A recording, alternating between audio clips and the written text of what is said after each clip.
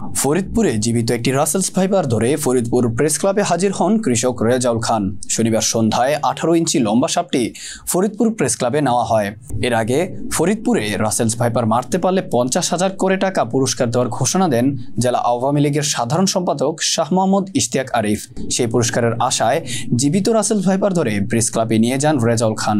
রেজাউল খান ফরিদপুর সদরের আলিয়াবাদ ইউনিয়নের সাইনবোর্ড এলাকার মনিরুদ্দিন খানের ছেলে। তিনি পেশায় একজন কৃষক।